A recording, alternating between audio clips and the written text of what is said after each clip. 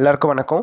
நான் ஓம் பிரகாஷ் பேசுறேன். இது நாள் வரைக்கும் நீங்க இந்த சேனல சப்ஸ்கிரைப் பண்ணலாம், சப்ஸ்கிரைப் பண்ணிக்கங்க. அது மட்டும் இல்லாம பக்கத்துல இருக்க பெல் பட்டனையும் கிளிக் பண்ணி வச்சுக்கங்க. அப்பதான் நம்ம சேனல்ல போற எல்லா வீடியோஸும் உங்களுக்கு வந்து நோட்டிஃபிகேஷன்ல காமிக்குங்க. அது மட்டும் இல்லாம நம்ம சேனல பத்தினா அல்லது இந்த வீடியோவ பத்தின நிறை, குறை எதுவாயினும் கீழ கமெண்ட் பாக்ஸ்ல கமெண்ட் பண்ணுங்க. என்னையும் திருத்திக்கிறேன். மேற்கொண்டு உங்களுக்கு புடிச்ச மாரி நெறைய வீடியோஸும் நம்ம சேனல்ல வந்து வரப்போகுது அப்டின்னே சொல்லலாம். சரிங்களா? ஸோ வீடியோக்குள்ள போறதுக்கு முன்னாடி ஒரு லைக்க போடுங்க. அதே மாரி இந்த வீடியோ புடிச்சிருந்தா உங்க ஃப்ரெண்ட்ஸுக்கும், ஃபேமிலிக்கும் ஷேர் பண்ணுங்க. வாங்க இப்போ வீடியோக்குள்ள போலாம்.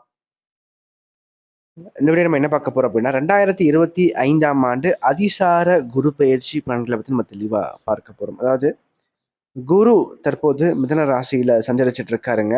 இந்த குரு பகவான் வந்து பாத்தீங்கன்னா, அதாவது சரியான குரு பெயர்ச்சி எப்போ அப்படின்னு பார்க்கும்போது அடுத்த ஆண்டு ஜூன் மாசம் தான் குரு பெயர்ச்சி நடக்க போகுது. ஆனா அதிசார குரு பெயர்ச்சி அப்படின்றது என்னன்னா, குரு பகவான் தற்போது மிதுன ராசியில இருப்பாருங்க. கொஞ்சம் வேகமா, கொஞ்சம் ஃபாஸ்ட்டா கடக ராசிக்குள்ள நுழைந்து உச்சம் பெற்று, மீண்டும் வக்ரம் பெற்று, பின்னோக்கி நகர்ந்து மிதுனத்துக்குள்ள வந்துருவாருங்க. சரிங்களா? அதுதான் அதிசார குரு பெயர்ச்சி. அதாவது ஒரு வேகமா, அதாவது ஒரு சில குறிப்பிட்ட ஒரு 46 நாட்கள்ல குரு பகவான் வந்து பார்த்தீங்கன்னா, வேகமா கடகத்துக்குள்ள நுழைந்து, உச்சம் பெற்று, மீண்டும் பின்னோக்கி நகர்ந்து, வக்ரம் பெற்று மிதுனத்துக்குள்ள வந்துருவாருங்க. இதுதான் வந்து அதிசார குரு பெயர்ச்சி. அப்போ குரு பகவான் ரொம்ப வேகமா இயங்கும்போது கிடைக்கக்கூடிய பலன்களும் பார்த்தீங்கன்னா, ரொம்ப வேகமா இருக்கும். சரிங்களா?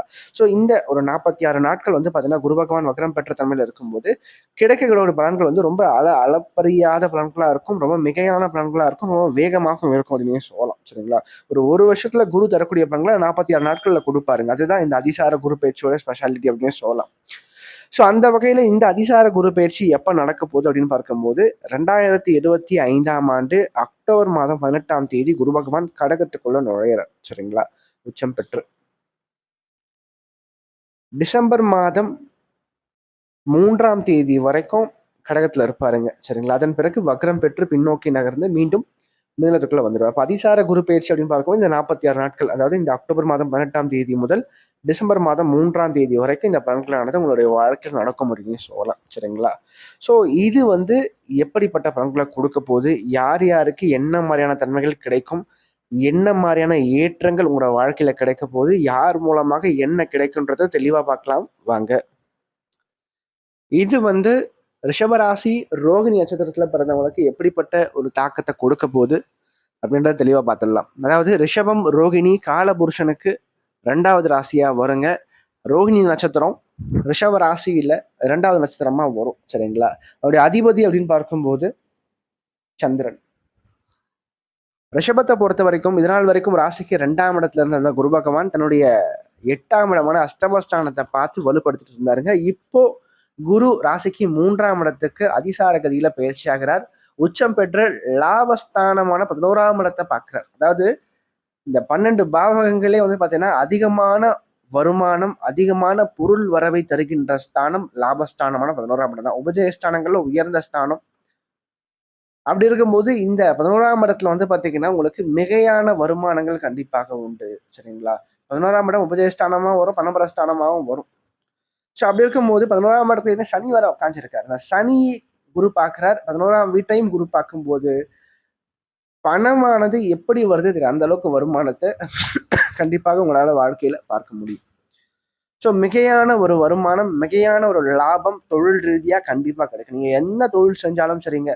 ஒரு சிறு தொழில் செஞ்சாலும் சரி, பெருந்தொழில் செஞ்சாலும் சரி, ஒரு பெரிய பிசினஸ் பண்ணாலும் சரிங்க.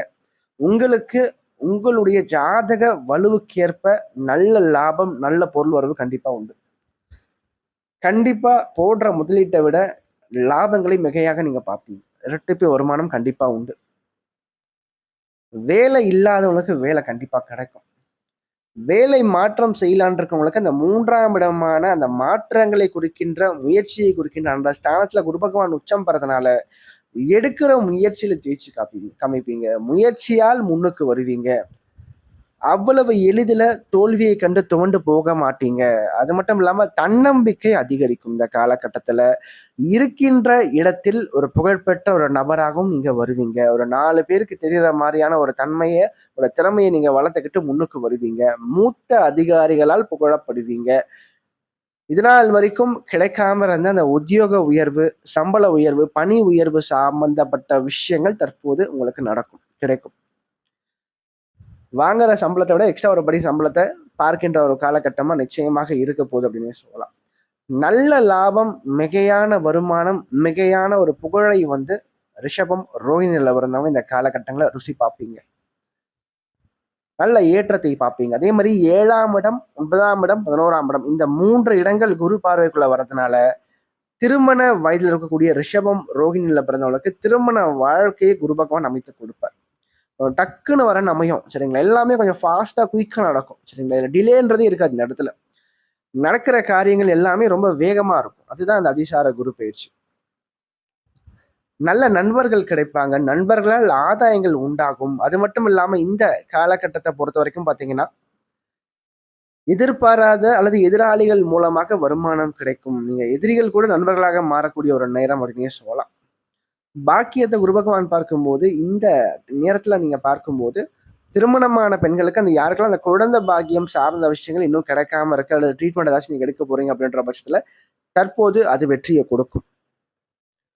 ட்ரீட்மெண்ட் வந்து சக்சஸ்ஃபுல்லா நடந்து முடியும் அப்படின்னே சொல்லலாம். அது மட்டும் இல்லாம அந்த குலதெய்வ அனுகிரகம் ரொம்ப நாளா வந்து நிறைவேற்ற முடியாம இருக்கக்கூடிய வேண்டுதல்கள் அனைத்தும் நிறைவேற்றக்கூடிய ஒரு காலகட்டமாகவும் இருக்கும். தந்தை சம்பந்தப்பட்ட வழியில நல்ல ஆதாயங்களை உறுதியாக நீங்க பெற முடியும். வாழ்க்கையில தந்தையினுடைய உதவிகள் கிடைக்கும். தந்தை வழி உறவுகளால் ஆதாயங்களை மிகையாக பெறுவீங்க. அது மட்டும் இல்லாம உடன் பிறந்த அல்லது மூத்த சகோதரர்கள் வழியில நல்ல ஒரு ஆதாயம், அவங்களால் உதவிகள் கண்டிப்பாக உண்டு. அது மட்டும் இல்லாம பூர்வீக சொத்துக்கள் சார்ந்த பிரச்சனைகள், வழக்குகள் சார்ந்த விஷயங்கள், அந்த கோர்ட்டு கேஸு, வம்பு வழக்கு இது சார்ந்த விஷயங்கள் நிலுவையில் இருக்குன்னா அந்த வழக்குகள் தற்போது உங்களுக்கு வெற்றியை கொடுக்குங்க. சரிங்களா? உங்களுக்கு சாதகமான வகையில தீர்ப்பு முடிவுகள் சார்ந்த விஷயங்கள் கிடைக்கும் அப்படின்னே சொல்லலாம். அதுதான் ஃபர்ஸ்ட் கிளாஸ். என்னன்னா அதாவது இது நாள் வரைக்கும் உங்களோட வாழ்க்கையில கிடைக்காம அல்லது ரொம்ப நாளா பெண்டிங்ல இருக்கக்கூடிய விஷயங்கள் அல்லது தடையாயிட்டு இருக்க விஷயங்கள் அல்லது தாமதமாக்கி கொண்டிருக்கக்கூடிய விஷயங்கள் எல்லாமே இந்த காலகட்டங்கள் உங்களுக்கு மிகையாக கிடைக்கும், விரைவாக கிடைக்கும். அதுதான் விஷயம்.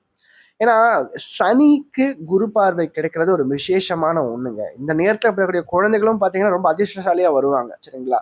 ஸோ அந்த அளவுக்கு இந்த காலகட்டங்கள் உங்களோட வாழ்க்கை நல்ல பலன்களை அபரிவிதமா கொடுக்கும் அப்படின்னே சொல்லலாம். ஏன்னா இங்க ராகுவும் 10ஆம் இடத்துல வலுவான தன்மையில இருக்கும்போது தொழில் ரீதியாக முன்னுக்கு வருவீங்க, வேலை ரீதியாக முன்னுக்கு வருவீங்க, உத்தியோகம் சம்பந்தப்பட்ட விஷயம் நல்ல ஒரு மாற்றங்கள் கண்டிப்பாக கிடைக்கும் அப்படின்னே சொல்லலாம். நல்ல ஒரு ஏற்றங்கள் வாழ்க்கையில உண்டு அப்படின்னே சொல்லலாம். என்ன ஒண்ணு, 4ஆம் இடத்துல கேது இருக்காருங்க. தாயாருடைய ஆரோக்கியத்துல மட்டும் கொஞ்சம் அக்கறை எடுத்துக்கணும். தாய் வழி உறவுகள் சார்ந்த வழியில, அக்கம் பக்கத்தினர் சார்ந்த வழியில கொஞ்சம் சாதகமற்ற விஷயங்கள் உண்டு.